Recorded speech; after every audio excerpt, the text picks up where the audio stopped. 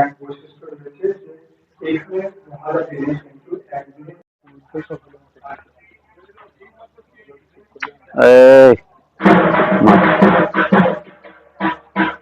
ঢুকবে না।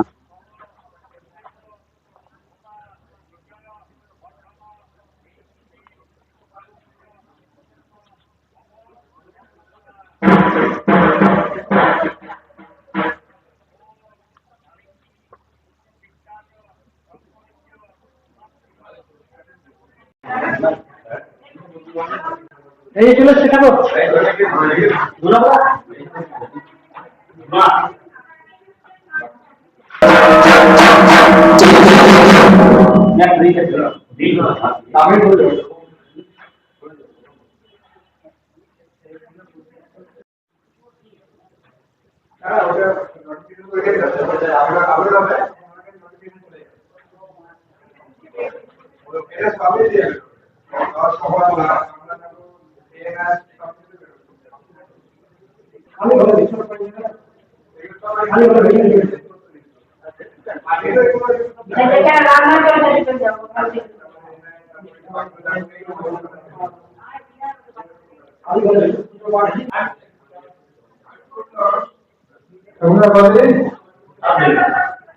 বাইরে যে করা আছে এগুলো বাবু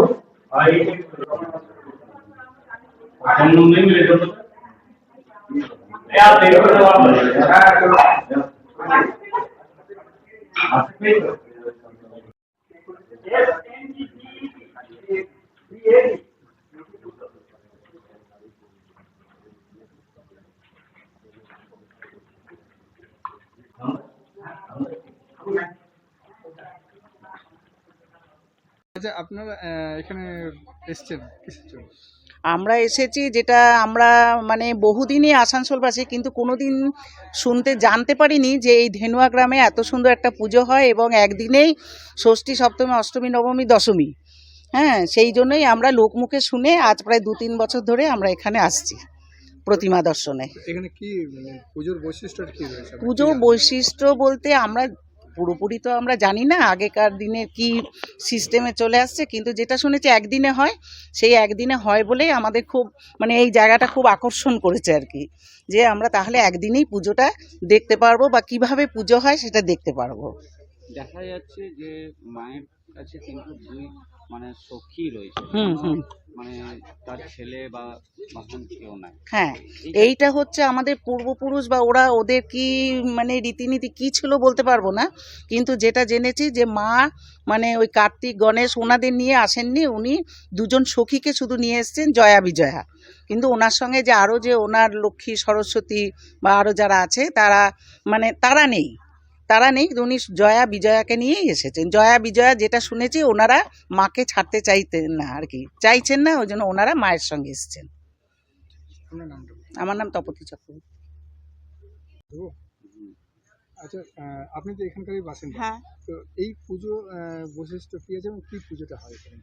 এই পুজোর বৈশিষ্ট্য হচ্ছে প্রথমত মূর্তিটা আপনারা লক্ষ্য করেছেন যে মা দুর্গা একা নেই, ওনার পাশে জয়া বিজয়া আছে।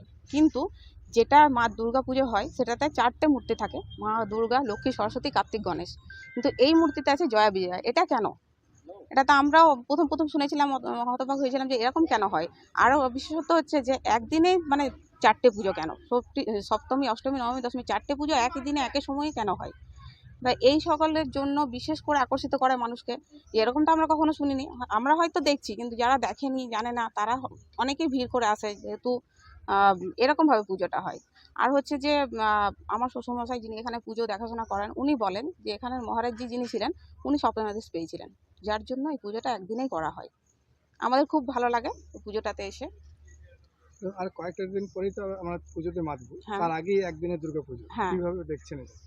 আমরা তো মানে 16 বছর হলে আমার বিয়ে হয়েছে, আমি এসে থেকেই দেখছি যে এরকম হয়। আমিও প্রথম প্রথম অবাক হয়েছিলাম যে এরকম কেন, তারপর এখানে এসে বুঝতে পারলাম যে হ্যাঁ নিশ্চয়ই কিছু মহিমা আছে মায়ের, যার জন্য উনি বাবাকে স্বপ্নাদেশ দিয়েছিলেন, তাই পুজোটা করা হয়। আজকে তো দেখা যাচ্ছে যে মহালার মধ্যে এই একদিনের মধ্যে কি সপ্তমী অষ্টমী নবমী দশমী? হ্যাঁ, একদিনের মধ্যেই 4টে পুজো হয়। তো কেমন ভাবে এই আজকে সারাদিনটা কিভাবে মানে কি কি অনুষ্ঠান অনুষ্ঠান বলতে সকালে তো দেখলেন মায়ের বরণ হলো, হ্যাঁ, কলাবকে স্নান করানো হলো, এরপর পুজোয় বসবেন যতটা পুজোতে বসবেন, যেমন প্রত্যেকদিন পুজোতে মায়ের প্রসাদ লাগানো হয় সেরকম আজকেও মায়ের প্রসাদ লাগানো হবে। সপ্তমী অষ্টমী নবমী 4টে থালাতে মায়ের প্রসাদ লাগানো হবে। তারপর মোটামুটি 12:30 1টার মধ্যে এখানে নরনারায়ণ সেবা করানো হবে। আপনার নাম? আমার নাম রীনা ধীবর। হ্যাঁ, বলছি এই যে কালী কৃষ্ণ অষ্টমী এখানে একদিনে দুর্গা পুজো আমরা দেখছি এসে ঠাকুরের মা রয়েছে, পাশে দুটো সখী রয়েছে, এই ইতিহাসটা কী আছে, বৃত্তান্ত কী আছে? এই ইতিহাসটা আমরা যেটুকু শুনে এসেছি, যিনি পূজা আরম্ভ করেছিলেন আমাদের সত্যানন্দ ব্রহ্মচারী, 1979 সালে পূজা শুরু হয়।